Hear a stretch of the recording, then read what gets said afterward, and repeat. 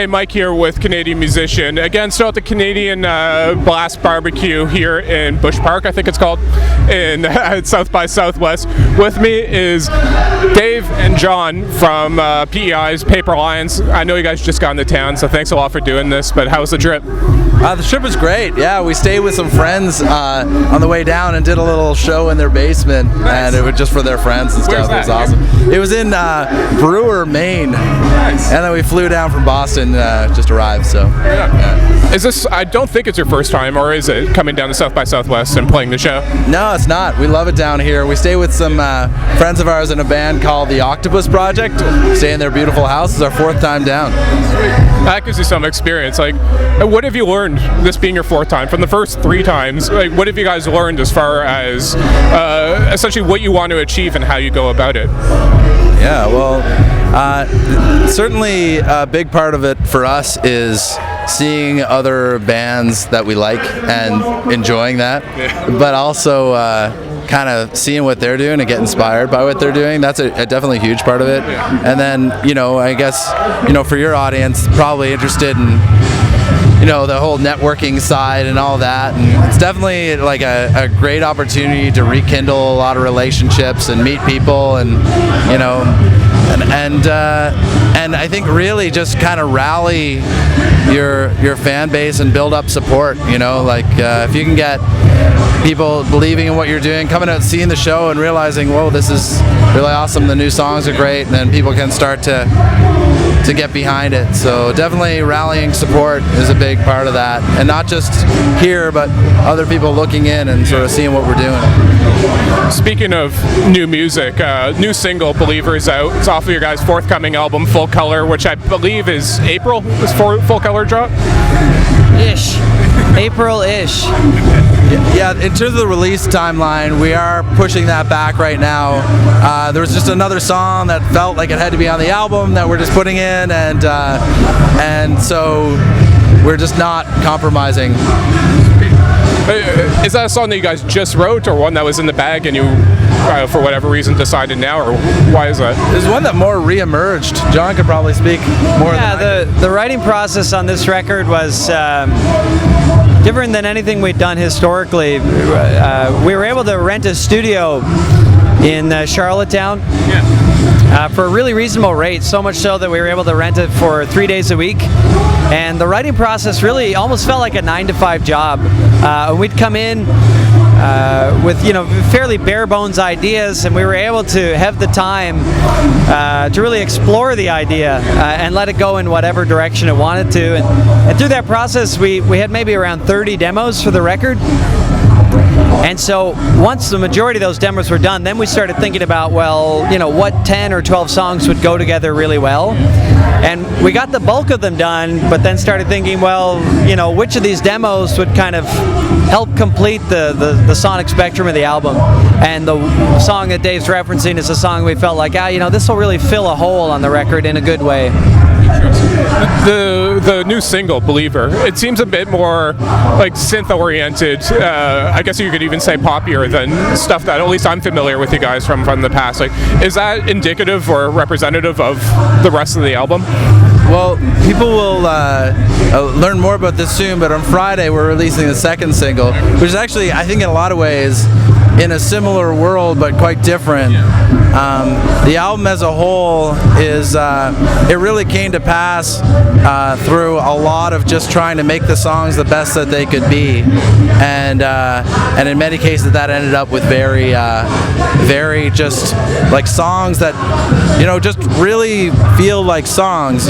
Like you can really get caught up in the hooks and the whole thing, and you can label that in different ways, but I think it's just something that people are going to really enjoy listening to. It's been now, I guess by the time the album comes out, it'll been about 3 years since the release of My Friends, the last album. Like, when did you guys really start, I guess in earnest, start this record? Has it been a big chunk of that time, or was it more recent that you guys just started to get back in the studio? Yeah, that studio process I was referencing, it started around 18 months ago. So it has been quite a long time for us. We've never really taken this amount of time, but at this point in our career, we didn't want to rush it. We really wanted to get it right, and time is such an essential ingredient in making an album. And so, we thought, if that's the missing ingredient, that's the one we need to tap into. So we weren't afraid to take our time and really try and get it right. And we, like, when it comes down to practicality of it too, I think a lot of times people cut corners and rush albums just because they physically need to get it out by a certain time. But also, I think you often can't afford to do it this way, and we're very fortunate in that we own the rights to our music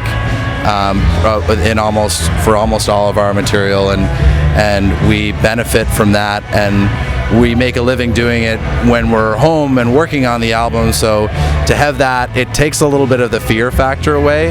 You're able to kind of relax and just kind of be like, no, we can make the kind of album we want to make, and because we have the, not that we have huge resources, but we have the resources we need in order to live the kind of life we want to, and produce the kind of album and the kind of music that we want to. Aside from the rights part, does some of that stem from just being in PEI, not being in the costly places like Toronto and that kind of stuff, or is it just because of how you guys have gone about setting up your arrangement? I think definitely low cost of living helps. I did not expect to be talking about cost of living in a music interview, but this is good. The definitely low cost of living. Also,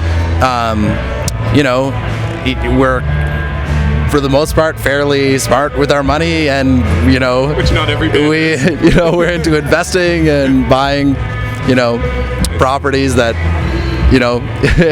yield returns and things like that. So but definitely it comes down to really just taking the time to make the album that we really want to make, and that people are going to want to listen to. I mean, I think people don't want to just sort of try and track down what they think is cool, or what, with this whole idea of full color too. It's like, how can we make the best songs we really can, and the best album we can, and the best show. I mean, the show is just like, it was a huge undertaking to put together. I mean, it's like there's so much thought went into every little detail.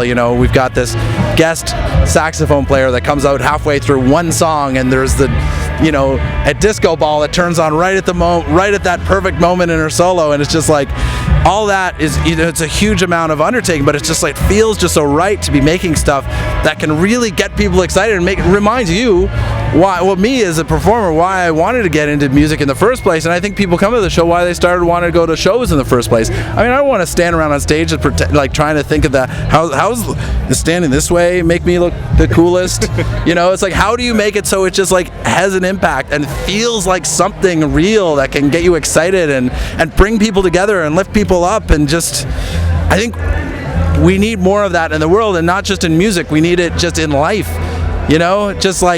just living with a little less fear and a little bit more, just greatness and happiness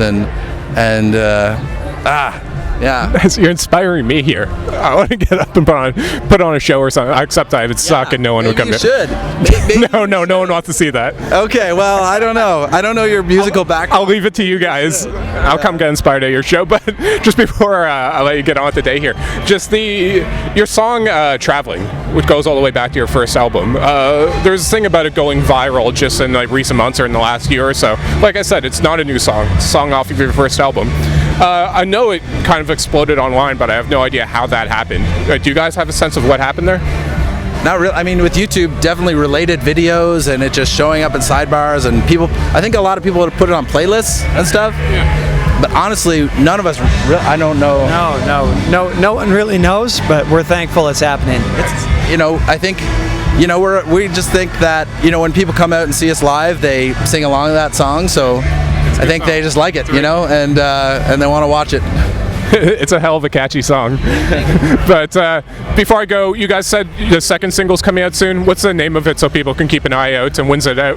Call Back. There you go. That's it. All right, so yeah, keep an eye out for the second single, Call Back, off of Paper Lines. Upcoming April-ish release. Mayish, maybe. Anyways, the album will be called Full Color, so keep an eye out for that as well. And guys, like I said, I know you just got into town, been traveling. I really appreciate it. Thanks a lot, guys. Awesome. Cheers, Thanks, man. Mike. Cheers, man. Nice to see you.